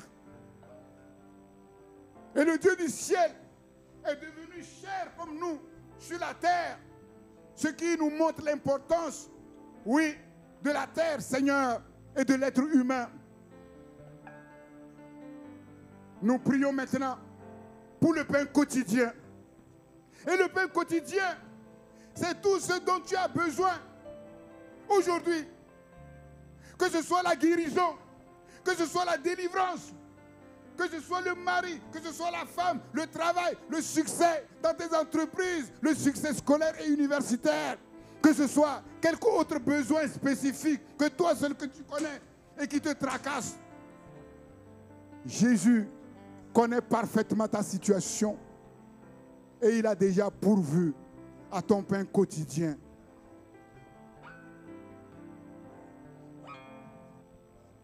Si ce matin, tu peux confesser que ce Jésus qui t'a été prêché est suffisant pour tous tes besoins, la puissance et l'autorité de ta parole vont être manifestées maintenant dans ta situation. Rien n'est étonnant de sa part. Il envoie sa parole et il guérit son peuple. Quel est ton besoin maintenant? Quel est le pain que tu demandes maintenant à ton Seigneur? Crois que ton Seigneur est tout suffisant et qu'il a déjà pourvu. Parce que c'est sa parole qui nous l'assure. Et la Bible déclare que si ta foi est véritablement fondée sur sa parole, alors tu verras la gloire de Dieu se manifester dans ta vie. Ce qui est humainement impossible est pour lui comme un jeu d'enfant. Un mot de sa part et les choses changent radicalement. Un regard sur ta vie et ta situation change radicalement.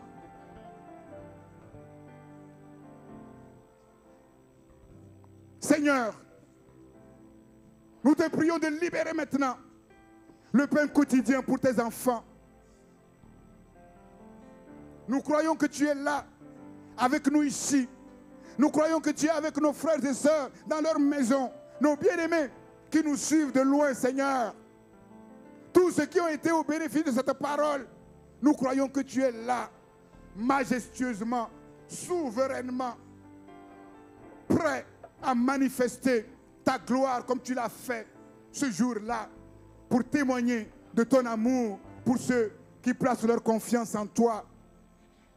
Nous ne savons pas pourquoi tu nous as élus, Seigneur, mais nous te remercions pour cette élection et pour ce privilège qu'est le nôtre, Seigneur.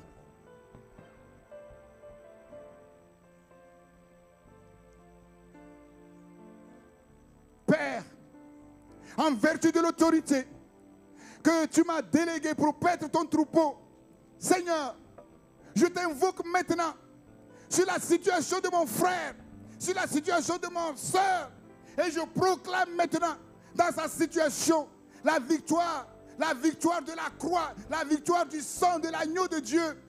Seigneur, que ta puissance soit manifestée maintenant. Que mon frère, ma soeur, voient ta gloire. Que la maladie soit vaincue. Que ces démons qui oppressent sa vie soient chassés. Seigneur, et qu'une haie d'épines soit placée entre eux et ton enfant, Seigneur. Père, que les portes s'ouvrent pour un travail. Que le chemin du succès maintenant s'ouvre devant mon frère, ma soeur. Que ces entreprises prospèrent, Seigneur. Père éternel, donne-nous également le pain d'en haut qui nous qualifie pour être tes représentants sur cette terre, pour être les représentants du gouvernement de Dieu sur cette terre. Seigneur, qualifie-nous, Seigneur, et libère sur nos vies le pouvoir et l'autorité déléguée. Seigneur, afin que partout où tu nous conduises, nous puissions donner du pain à toutes ces foules affamées dans les nations, Seigneur, et qu'elles reconnaissent le roi de gloire.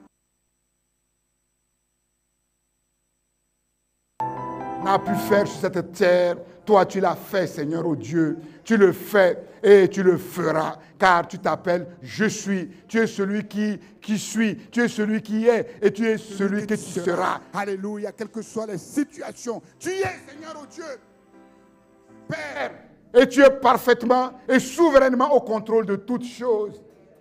Merci pour cette vie de qualité supérieure que tu manifestes maintenant dans le cœur, oui, de tes enfants, dans leur maison, que les choses changent, que l'atmosphère spirituelle de leur vie et de leur maison change radicalement par le pouvoir que tu as sur tout esprit et sur toute chair. Au nom de Jésus-Christ, manifeste, Seigneur, ta gloire. Père, sois loué. Nous avons vu ta gloire et nous verrons ta gloire.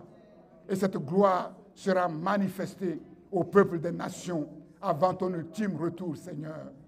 À toi la gloire, à toi la puissance. Jésus-Christ, le roi de gloire, le Seigneur des seigneurs, par l'Esprit de Dieu. Merci notre Père céleste. Amen, amen, amen, amen, amen, amen. Que Dieu soit béni. Que cette parole soit dans votre cœur, dans vos bouches et dans vos oreilles, esprit et vie, et le Seigneur va vous étonner.